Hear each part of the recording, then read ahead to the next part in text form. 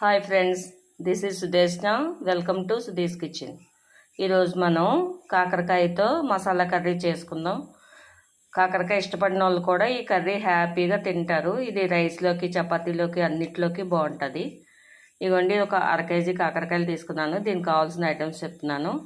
కొంచెం కాకరకాయలు మనం తెచ్చి ఒక 2 రోజులు అయ్యేసరికి పండిపోతున్నాయి కదా ఊరికే. వాటితో కూడా చేసుకోవచ్చు, ఏం ప్రాబ్లం లేదు.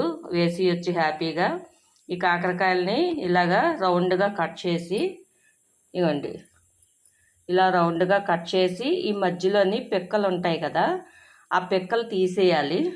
కాకరకాయకి ముందు పైన ఇలా బొణుపుల్లా ఉంటాయి కదా, వాటిని కొంచెం బీరకాయ మరతో చెక్కేసుకొని రౌండ్ కట్ చేసుకొని మధ్యలో సీడ్స్ని తీసేయాలి. కొంతమంది ఇంకా చేదు పోవడం కోసం కొంచెం ఉప్పు వేసి 10 మినిట్స్ నానబెట్టి పిండేసి చేస్తారు. అవసరం లేదు, కాకరకాయ తినేదే కొంచెం మన హెల్త్ కోసం కదా, ఇంకా అంతా పోతే ఇంకా దాని విలువే ఉండదు కదా. సో ఇలా తీసుకుందాము. నెక్స్ట్ ఒక 2 ఉల్లిపాయలు, పెద్ద ఉల్లిపాయలు 2 ఉల్లిపాయలు, ఒక 5-6 పచ్చిమిర్చి, కరివేపాకు, సాల్ట్, కారం, చింతపండు గుజ్జు తీసి పెట్టుకున్నా పర్లేదు. నేను పులిహోర కోసం మొగ్గు తీసి పెట్టుకుంటాం కదా, అది వేసేస్తాను. కొన్ని కూరలకు అది వేస్తే చాలా టేస్ట్ ఉంటుంది అన్నమాట. లేదు అంటే కొంచెం ఒక పెద్ద నిమ్మకాయ అంత చింతపండు నానబెట్టుకొని ఆ గుజ్జు తీసి పెట్టుకోవచ్చు. ఇవి నేను పొళ్ళన్నీ ఒక దాంట్లో వేసాను అనమాట. పెద్ద స్పూన్స్తో ఒక 2 స్పూన్స్ నువ్వుల పొడి, 1 స్పూన్ ధనియాల పొడి, 1/2 స్పూన్ జీలకర్ర పొడి, 1/2 స్పూన్ మెంతి పొడి అన్నీ ఒక దాంట్లో వేసుకున్నాను. ఒకవేళ మీకు ఈ పొడులు అవైలబుల్ లేకపోతే అన్నీ విడివిడిగా అవన్నీ మామూలుగా ఫ్రై చేసుకొని ఒకసారి మిక్సీ వేసుకోండి. నువ్వుల పప్పు అన్నీ కూడా డ్రై రోస్ట్ చేసుకొని మిక్సీ ఆడేసుకొని 4 కలిపి వేసేయచ్చు. నేను పొళ్ళు ఉన్నాయి కనుక పొళ్ళు వేసేస్తున్నాను. నెక్స్ట్ చింతపండు, బెల్లం ఉంటే కొంచెం లాస్ట్లో వేయటానికి కొత్తిమీర, ఆయిల్, ఇంతేమాట ఐటమ్స్. స్టార్ట్ చేద్దాము. ఇగోండి, పాన్ పెట్టుకొని ఆయిల్ వేసుకున్నాం కదా. ఈ కర్రీకి కొంచెం ఆయిల్ ఎక్కువే పడుతుందండి. మరి ఇవన్నీ పడతాయి కదా, కానీ చేసుకోవచ్చు, హెల్తీ రెసిపీయే కదా. మరి ఆ పాటుగా ఆయిల్ పడతా అంటే మిగతా కూరలతో పోలిస్తే కొంచెం పడుతుంది అంతే. ఆయిల్ వేసాము. ఆయిల్ వేసి వేడెక్కాక చిన్న పసుపు వేద్దాము. పసుపు వేసి ఈ ముక్కలు ఇందులో వేసి ఫ్రై చేద్దాము. కొంచెం మీడియం ఫ్లేమ్లో పెట్టుకోండి, మాడిపోకుండా ఉంటాయి.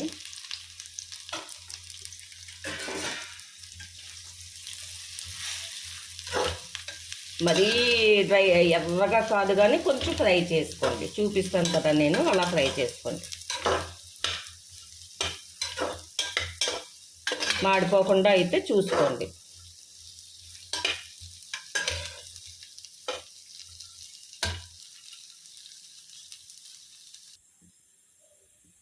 ఇదండి, ఇలాగా ఫ్రై అయింది కదా.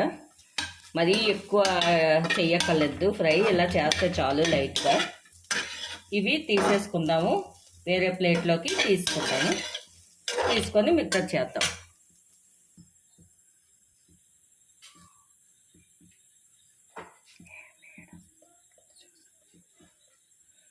ఇదండి, మళ్ళీ ఆయిల్ వేసుకుందాము.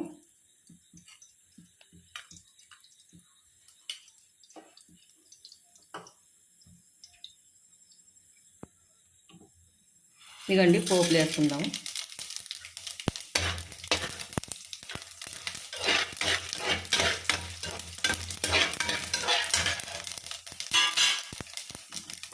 ఉల్లిపాయలు,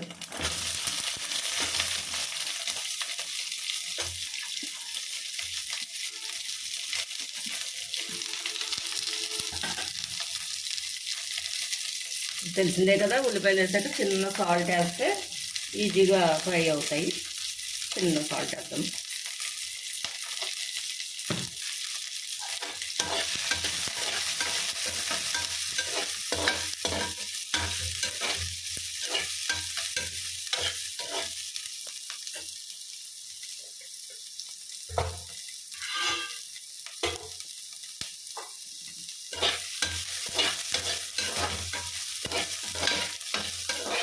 పచ్చిమిరపకాయలు, కరివేపాకు,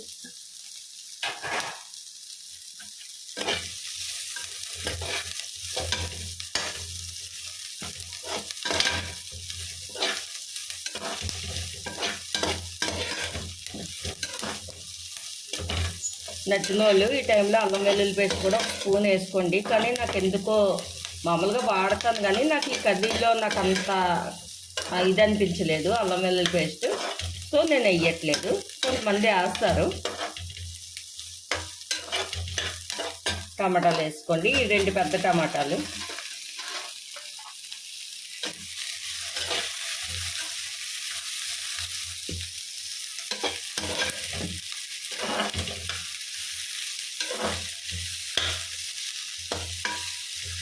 టమాటాలు మూత పెట్టి 1 నిమిషం మగ్గనిద్దాము.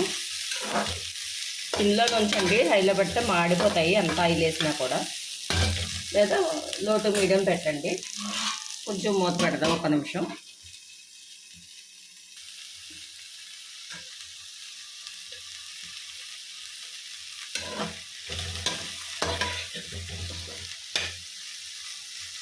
ఇగోండి కొంచెం టమాటా ఉడికింది కదా. ఇప్పుడు కాకరకాయ ముక్కలు ఇందాక ఫ్రై చేసి పక్కన పెట్టాం కదా, అవి వేసుకుందాము.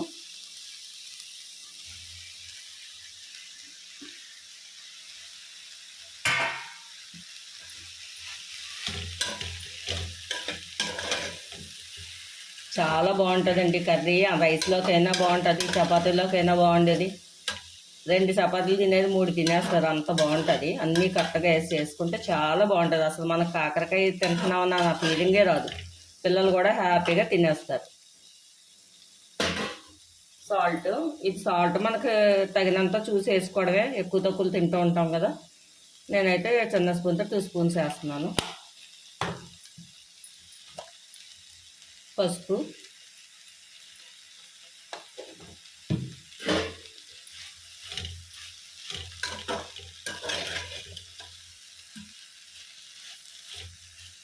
కారం, పచ్చిమిరకాయలు వేసాం కదా, కొంచెం చూసి వేసుకోండి. కొంతమంది ఎక్కువ తింటారు కదా, దాన్ని బట్టి వేసుకోండి. మేము మీడియం కారమే తింటాము.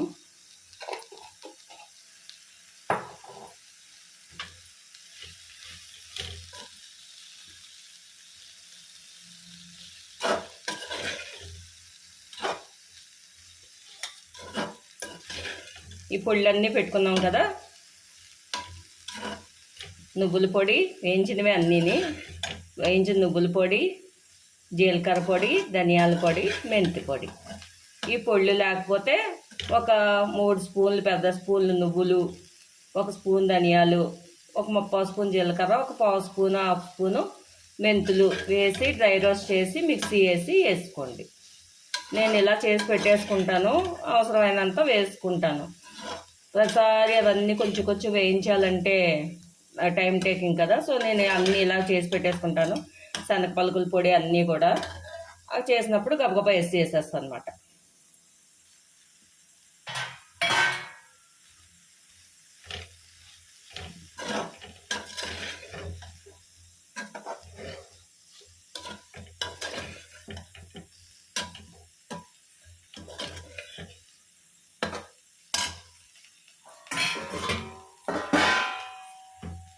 ఇవ్వండి 1 నిమిషం మూత పెట్టి మధ్య మధ్యలో కలుపుతూ కొంచెం ఇవన్నీ ఇక ముక్కలకి పట్టేలాగా మగ్గనిద్దాము.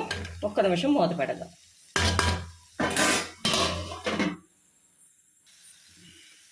ఇవ్వండి కొంచెం మగ్గింది కదా. ఇప్పుడు చింతపండు అప్పుడు నానబెట్టి వేసుకునే వాళ్ళు అయితే ఆ వేసే వాటరు చింతపండులో వేసి నానబెట్టి ఆ మగ్గు వేసుకోండి. నేనైతే ఆల్రెడీ తీసిన చింతపండు మగ్గు దీనికోసం తయారు చేసుకుంటాం కదా మనం పులిహోర కోసం. అవిని నేను ఇలా తీసి పెట్టుకుంటాను. పులిహోరకే కాదు, కూరల్లోకే కాదు, ఇలా వేసేస్తాను. ఎప్పుడో అలా ఎక్కువ మరీ కావాలంటేనే అలా నానబెట్టేస్తాను. ఇది వేయడం వల్ల టేస్ట్ కూడా కూర చాలా పెరుగుతుంది అన్నమాట. ఇది ఆల్రెడీ కొంచెం బాయిల్ చేసి అవి చేస్తాం కదా, సో టేస్ట్ చాలా బాగుంటుంది ఇది వేస్తే. లేని వాళ్ళు మామూలుగానే చింతపండు నానబెట్టి వేసేసుకోండి. నేను ఒక 2 స్పూన్స్ వేస్తున్నాను. చూద్దాము, ముద్దే కదా, చాలకపోతే వేయచ్చు.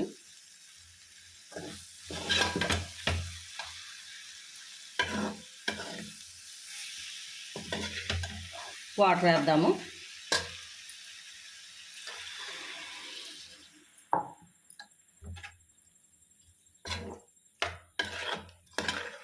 నేను క్వాంటిటీ ఒక 1/2 కేజీలా తీసుకున్నాను కనుక ఒక 2 గ్లాసులు వాటర్ పడుతుంది. మళ్ళీ ఎగిరిపోతాయి కదా వాటర్.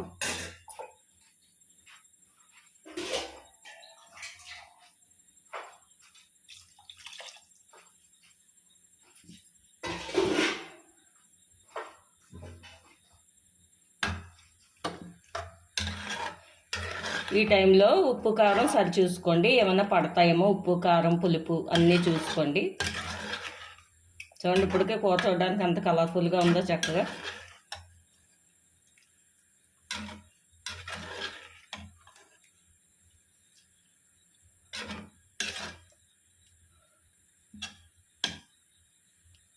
చిన్న బెల్లం వేద్దాము. బెల్లం వేయడం వల్ల కూర టేస్ట్ పెరుగుతుంది. ఇష్టం లేని వాళ్ళు స్కిప్ చేసుకోండి. బెల్లం ఇష్టం లేని షుగర్ వేసుకోవచ్చు, రెండు ఇష్టం లేని ఏకంగా మానేయండి. కానీ బెల్లం వేసుకోవడం వల్ల పులుసు కూరలు చాలా టేస్ట్ బాగుంటాయి. ఆ పులుపు కూడా ఇరుగుతుంది, చేదు కూడా విరుగుతుంది, టేస్ట్ రెట్టింపు అవుతుంది. ఎప్పుడైనా సరే చింతపండు వేసిన ఏ కూరకైనా సరే చిన్న బెల్లం వేయడం వల్ల టేస్ట్ చాలా బాగుంటుంది. Please subscribe my channel. Like చేయండి, కామెంట్ చేయండి, షేర్ చేయండి మీ ఫ్రెండ్స్కి. పక్కన ఉన్న బెల్ ఐకాన్ని ప్రెస్ చేయండి.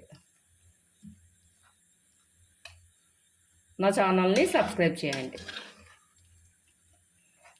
చిన్నది చూద్దాము అన్నీ సరిపోయాయో లేదు.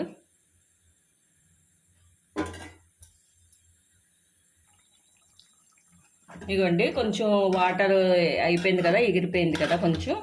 ఇంక ఇలా ఉండగా ఆఫ్ చేసుకుందాము. ముక్క కూడా ఉడికిందో లేదో చూసుకోండి. కాకరకాయ ముక్క ఉడికిపోద్ది, ఆల్రెడీ ముందు ఫ్రై చేసాం కదా, ముక్క కూడా ఉడికిపోద్ది.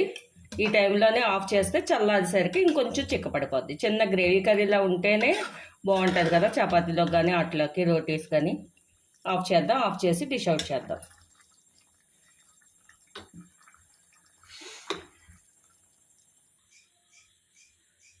ఇదిగోండి ఫ్రెండ్స్, డిష్ అవుట్ చేశాను. చూడండి ఎంత కలర్ఫుల్గా ఎంత బాగుందో, చాలా బాగుంటుందండి. ఒకసారి ట్రై చేసి చూడండి. మీరును తెలిసిన వాళ్ళు అయితే ఓకే, తెలియని వాళ్ళు ఒకసారి ట్రై చేయండి. కాకరకాయ తిన్న వాళ్ళు కూడా హ్యాపీగా తినేస్తారు.